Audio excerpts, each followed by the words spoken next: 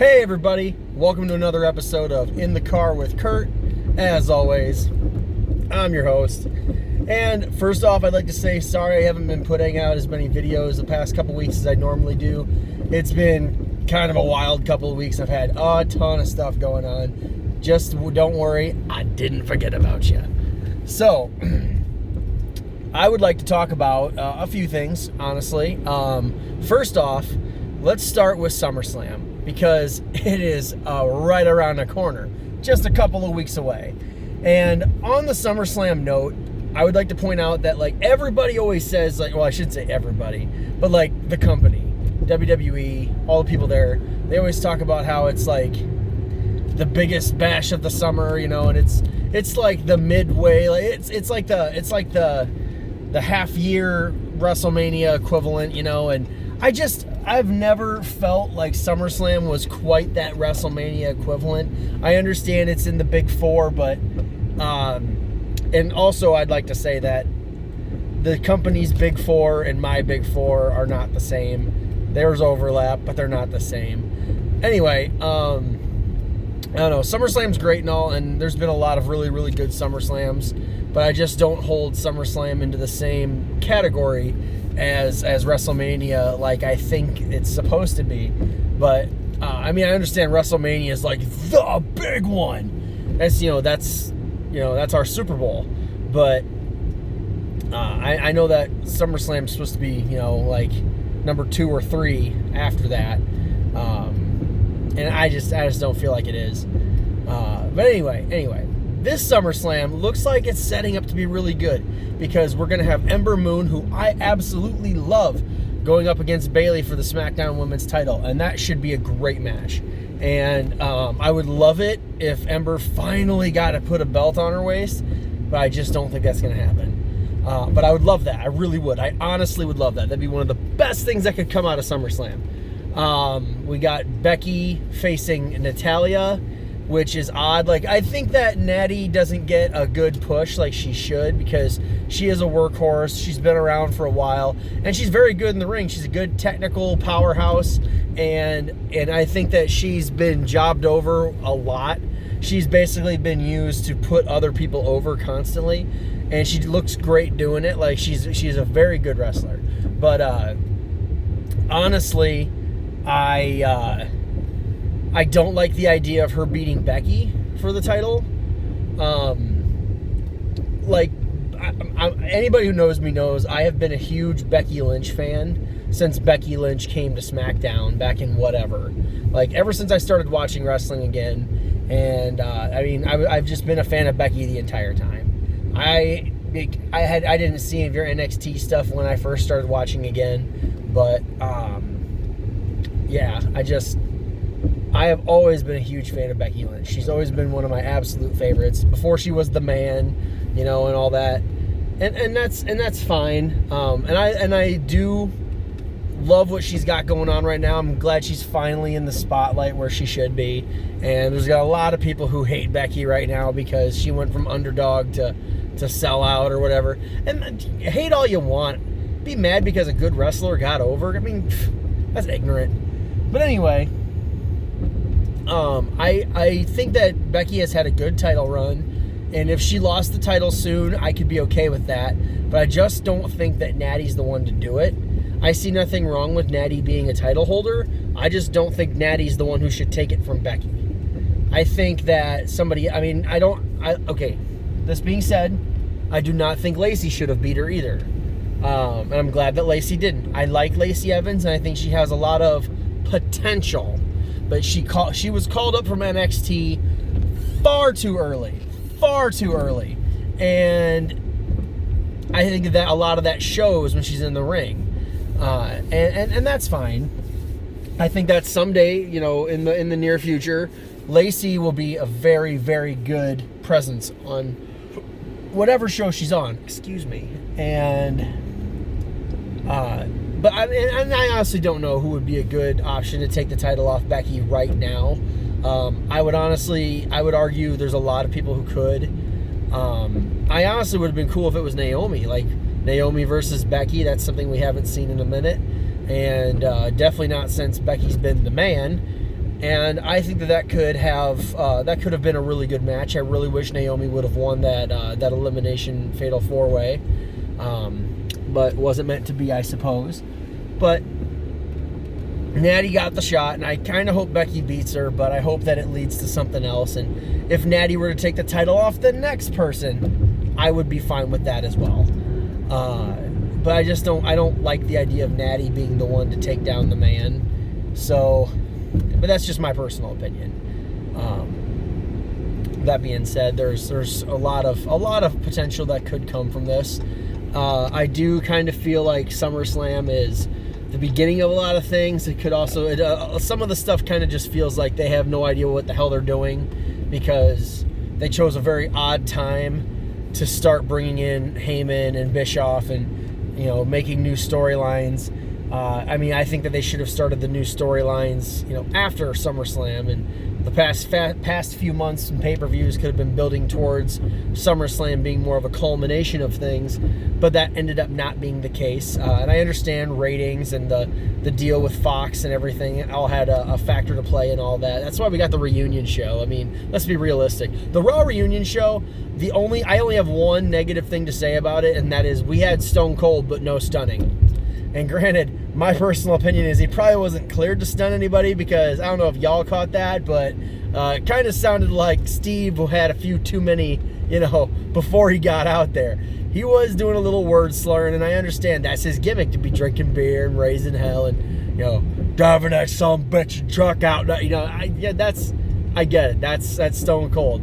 And I have no problem. If you're just going to come out there and jibber jabber on the mic, you want to have a few beers, and when you have a persona like that, go for it. But I just think that maybe that might be why we didn't see a stunner, because maybe good old Steve over here probably had a few too many before he got out there, and that's fine. I'm not hating or anything like that, because he didn't do anything that was putting himself or other people in any sort of harm. So, but that being said, the Raw reunion show had a lot of stupid shit, but it was like fun stupid shit. Like, I don't like the 24/7 title. The fact that the R-Truth and Drake Maverick make up that entire thing, it is the best way to save a shit gimmick as you could get. Those guys are killing it with that, and that's probably the most entertaining part of it, is Maverick and Truth. But I did in fact love that, like, Ted DiBiase came out and bought the belt off of Alundra Blaze, and I was just like, I'm a fan of the $1 Million Man. Like, he was a good heel. He was fun. He was like that guy you love to hate, and that's good. That's a good heel in my opinion. And the fact that he came out there, and he did his laugh, and for the $1 Million Man, everything has a price. I loved it. I love that he bought that title off of her. It was great. The whole thing was good. But that being said, the Raw reunion show was put out there because the ratings on Raw have sucked lately. And not just lately, but like periodically over the course of the last year. The Raw, it's been spiking down. Honestly, to be completely frank with you, I've been enjoying SmackDown a lot more than Raw. And I don't know, maybe it's just because a lot of my more preferred characters are on SmackDown more often. Not that it matters with this wild card bullshit, but everybody knows I'm a Finn Balor fan. I like Roman. I like a lot of the guys. And Kevin Owens. Kevin Owens is actually ever since around when he came back, right before Mania and whatnot, I've been really feeling Kevin Owens. Heel or face, doesn't matter. Those aren't things that I decide on when I like somebody or not, as if they're a heel or a face. I like Dolph Ziggler. He's kind of being a whiny bitch right now, but I like Dolph Ziggler. And he's a notorious heel. He's a career heel. Randy Orton. Who the hell doesn't like Randy Orton? But that brings me to my next point. We got KO and Shane McMahon in a match at SummerSlam, and there's still time. We still got a few weeks before SummerSlam, but with all the talking of Kevin Owens is going to quit, why don't we take this opportunity, since we're putting on the I Quit thing so much, why don't they have an I Quit match? I haven't seen one of them in forever. And I understand it. It's just as good as a last man standing match. And I quit matches sometimes they tend to be, like, I'm trying to find the word, like they screw over the good guy in those things. Like, Vince has made Mick Foley, send out a recording of him saying, I quit, and back in the 90s and stuff like that. But I mean, it just seems kind of fitting, like an I quit match for someone he wants to formally quit. I don't know. But either way, I would love to see this match, and I'm very excited for it. I really hope Kevin Owens just stops Shane in his tracks, because I'm kind of done with the heel Shane McMahon, best in the world gimmick. I'm done with it. It's done. It's dried up. I'm sick of it. So I can be good with that. Kofi Kingston versus Randy Orton for the WWE Championship. I love it because, I mean, I got nothing against Kofi. I love Randy Orton. I'd love to see a title get put on Randy Orton, and with the rumors of him not signing again and nothing being confirmed, that might be what they do. They might be like, all right, Randy, you got another title run in you. We're going to put the title on you because we want you to stay. But that even aside, the magic of Kofi Kingston, for me, has kind of wore off. And I'm not trying to, take anything against him. Kofi has proved that he can play with the big boys, and people will love him. People have been eating this Kofi Kingston shit up lately. And I will admit, Elimination Chamber last year, I wasn't feeling it until that match. I wasn't feeling Kofi Kingston until he got in the Elimination Chamber, and he was really stepping up in there. And I was like, damn, Kofi might do it. Damn, I kind of want Kofi to do it. And he didn't at the Elimination Chamber, but he got that match at Mania, and he did it. And you know what? It was good. Daniel Bryan and Kofi Kingston was good. Kofi winning, such a great underdog story, and it being Daniel Bryan of all people made it even better. But just the whole thing was great. And I think that it's kind of done now. Kofi has held the title since April, beginning of April. It is now going in, we're at the end of July. SummerSlam will be the beginning of August. That's a solid title run, in my opinion. It's not like, oh my God, CM Punk has held the title for 400 and some odd days. No, it's good. It's not AJ Styles held the title for a year and 3 months. No, it's hey, that's a good title run. That's a solid title run. Good for you, man. So I feel like I would 100% always be okay with Randy Orton beating somebody. I love Randy Orton. He's definitely in my top 10 and top 5. But I'm kind of done with the Kofi Kingston thing, so we can move right on past that. I would love to see Randy Orton win on SummerSlam. And let's see, what else do we have? This is the thing. Here, we're going to get on one that's kind of driving me nuts. So, Brock cashed in his Money in the Bank. Okay? He won successfully. He cashed in his Money in the Bank on Seth Rollins at Extreme Rules. And Seth lost his title. Fine. That's good. Whatever. I don't like Brock Lesnar. I absolutely despise Brock Lesnar. But this was a good way to change the hands off of Seth. And then they did a cross-branded elimination battle royal situation to determine the number one contender against Brock Lesnar. And this I have a lot of problems with, because number one, this was the Monday after Extreme Rules. And they turn around and had guys who lost at Extreme Rules be put into this match for a title shot. And now I'm going to say this, and I have nothing against the people I'm about to say, but Bobby Lashley lost at Extreme Rules. He was involved. Cesaro lost at Extreme Rules the night before, and he was involved. It just doesn't make any sense to me. Like, how do you lose your respected matches the night before on a pay-per-view and then be considered some of the best on your brand and get an opportunity for a title shot? Like, Lashley could have been swapped in with Drew McIntyre. Cesaro should have obviously not been there, and Aleister Black should have. Now, I get it. You know, someone you could argue, well, Cesaro's been around a lot longer. He knows a thing or two. You know, he's earned it over the course of his career, whereas Aleister Black got called up at Mania. And you know what? That's fine. But it doesn't change the fact that when you lose, you don't get opportunities as much. At least you shouldn't. When you win, you should. They lost. They shouldn't have been in the running. But that's all I'm going to say about that. Now, looking at this purely from a business, not from a show, but from a business, in what goddamn world does it make sense to take the title off of Seth Rollins, put it on Brock Lesnar, and then turn around and give Seth Rollins the opportunity to get it back? The only thing I can think of is that Seth did something that he shouldn't have, and they were just kind of penalizing him for a little while. Like, hey, we're going to ground you. You shouldn't have done that. We're going to take your toys away, but we'll give them back. Now, if Brock retains, that still makes very little sense, because why would we want to see this match again? And yet you win. Like, why would we do this?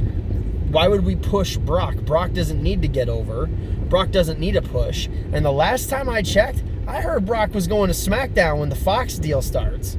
When SmackDown moves to Friday nights in, I think it's October, I thought that Brock was going to SmackDown.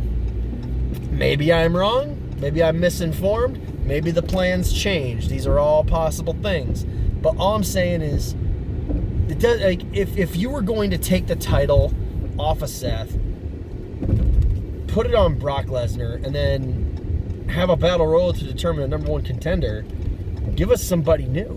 Like, I love Seth Rollins. I'm an Iowa boy myself. He's from right up the road, down the road, however you want to put it.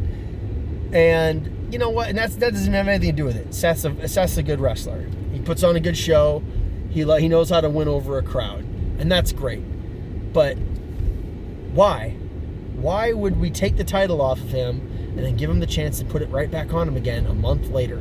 That, to me, from a business standpoint, makes absolutely zero sense. From a story standpoint, it's still kind of like, yeah, he lost it, but hey, you can get it back since there's no, automatic rematch clause anymore.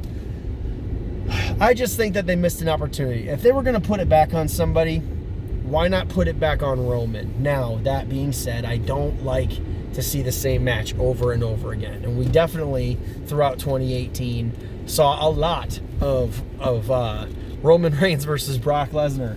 And I, for one, am done with it. But, the only way it can be okay in my mind is he had to forfeit the title because he had leukemia. So this would be a nice way to be like, hey, your boy picked the title up, since you kind of had to work your way back up. Now you're back in the running. We're going to put the title back on you because we never meant for you to lose it in the first place. And granted, I know. He's technically a SmackDown guy. But if you win a Raw title, then you go over to Raw. And it would be a nice way to be like, oh, shit, maybe we shouldn't have put Roman on SmackDown. Because I was surprised that they did in the first place. And they have him on Raw most of the time anyway. So, I mean, stupid ass wild card rule. But anyway, done ranting about it. I just think the match is silly. And I mean, I hope Seth wins, obviously. But, like, I'm done with Brock Lesnar. I'm done with the pointless title changes. That being said, I like the idea of Nakamura going against Ali. I know they kind of hinted at that lately. Finn Balor versus Bray Wyatt. That's going to be good. Two guys I really like. Finn's my favorite, but Finn also requested 2 months off, I'm pretty sure, so he can get married. So I'm worried he's going to lose at SummerSlam to Bray Wyatt to put Bray over a little bit, and that's fine. I don't like it, but it's fine. I get it. You requested time off after SummerSlam's over. I can see how it could happen. But anyway, let me know what you guys think of SummerSlam. What do you guys think of the matches? What do you guys think about my opinions on the matter? Let me know. This is a little bit of a longer video I put out, so hopefully you're all still with me. As always, you've been in the car, and I've been Kurt.